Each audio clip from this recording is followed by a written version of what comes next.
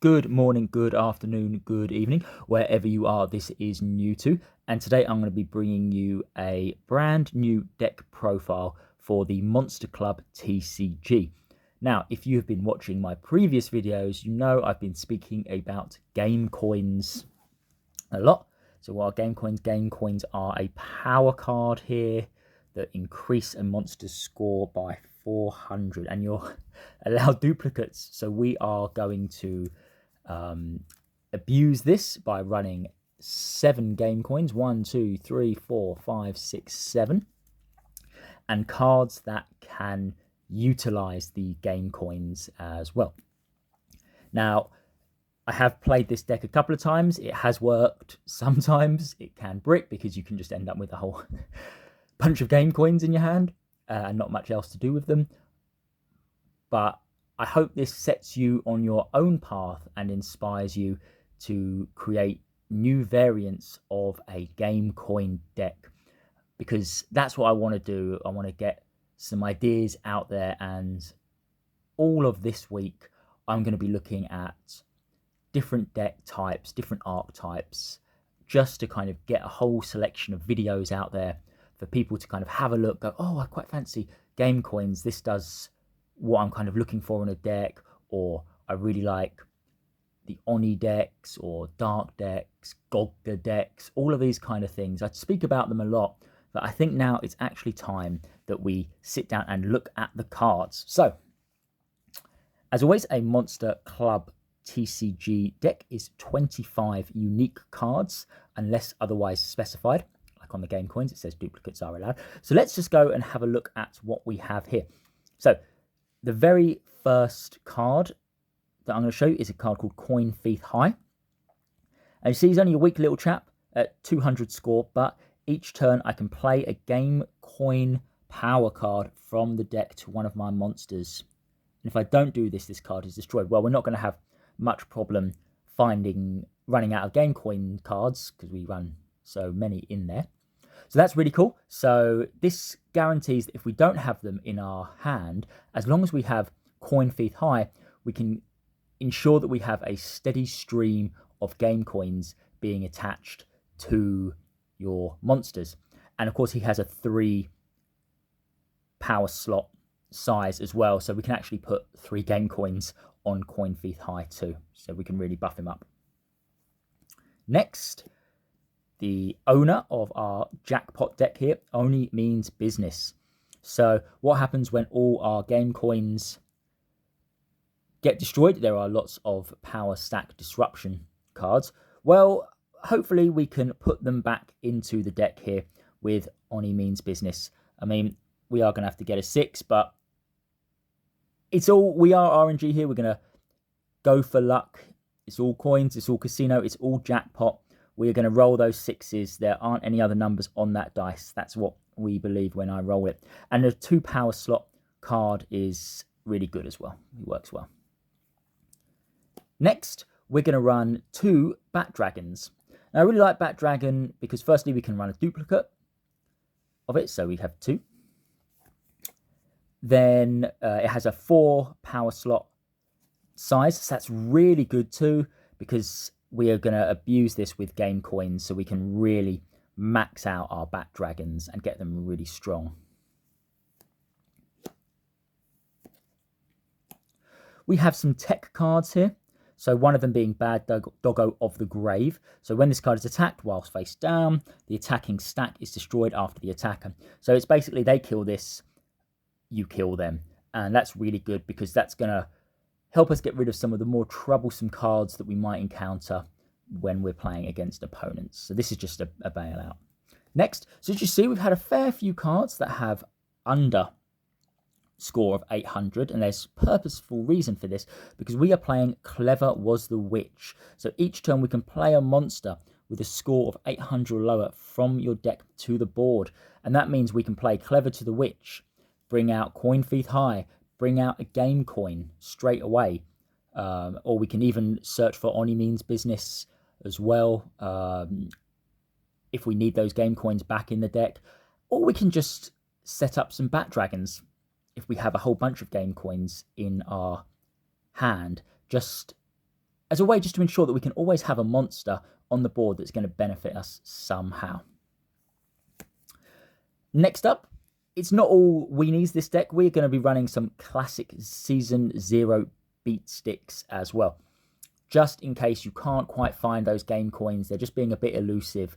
We're just going to run some bigger cards that are just going to help you control the flow of the game early on. So we have Savannah Warrior here, 1200 with a 2 power slot. The Mage of Solar Magic, 1400 with a 3 power slot.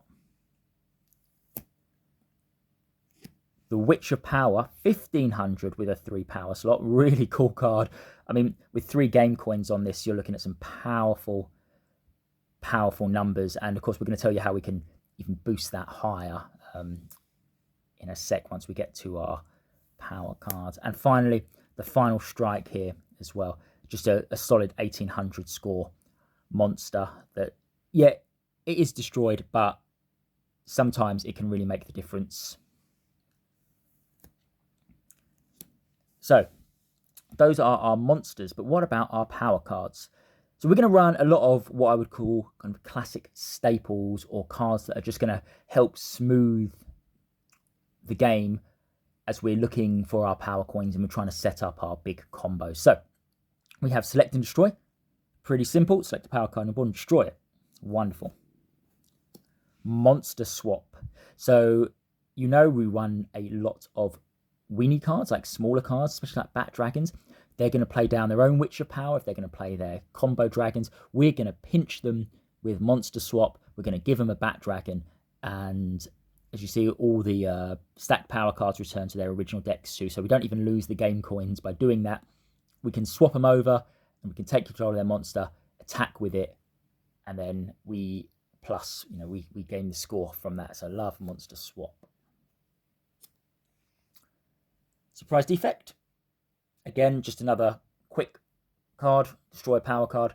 We don't want them overpowering our monsters too soon, so we're going to have to run this kind of disruption. The Party Level Up. All monsters on your board gain 1 power slot. So how cool is this card? That means that we are looking at potentially, let's go back here, the Witch of Power having 4 power slots with the game coins in it.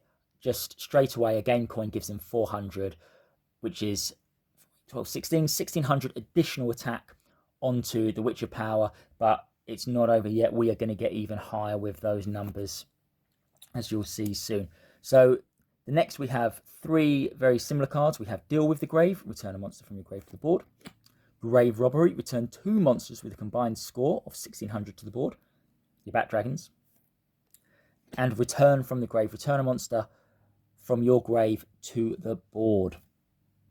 So this is really good. So basically we can use Deal with the Grave to bring back monsters that our opponent has. We can kind of bring them back to life and attack them. This can kind of bring back our Bat Dragons, some of our weenie cards, our Coin Thief High and stuff like that. Return from the Grave is just for us, so that's really good. We can look for those cards that we're after.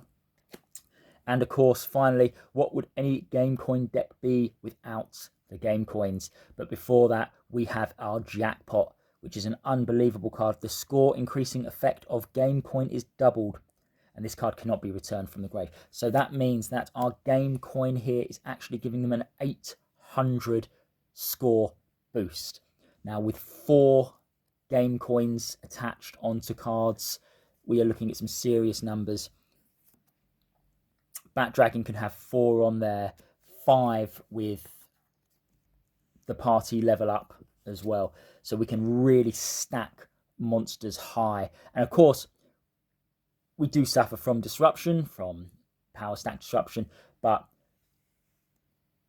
I've spoken through it before. We can get the coins back. We don't need to invest all the coins onto one monster. With an 800 score boost, we are looking at some seriously sweet scores here. And of course, 1, 2, 3, 4, 5, 6, 7. We won 7 game coins in here just to maximize the chances that we're going to see a few of them in our game. We want to see 2, we want to see 3.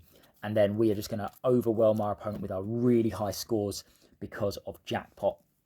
And we're going to control the pace of the game as well with these scores, being able to manipulate the grave and being able to pinch monsters as well. So I think we have a really good setup here. We have our game coins, we have cards that can fetch other monsters, we have monsters that can fetch the game coins. All in all, I feel like it works really well together, and I've had great fun playing it. When it wins, it really wins. So I hope you have enjoyed this deck profile. I hope it's inspired you to fish out your game coins and start building your own deck. If there's anything that you think I've missed, or there's a card that you think would go really well, let me know. I'm always interested in seeing other variants of decks. I hope you have enjoyed the Game Coin Jackpot deck profile. As always, I've been you2. Please like, comment, and subscribe my video to stay in tune for further content. Thank you very much. Goodbye.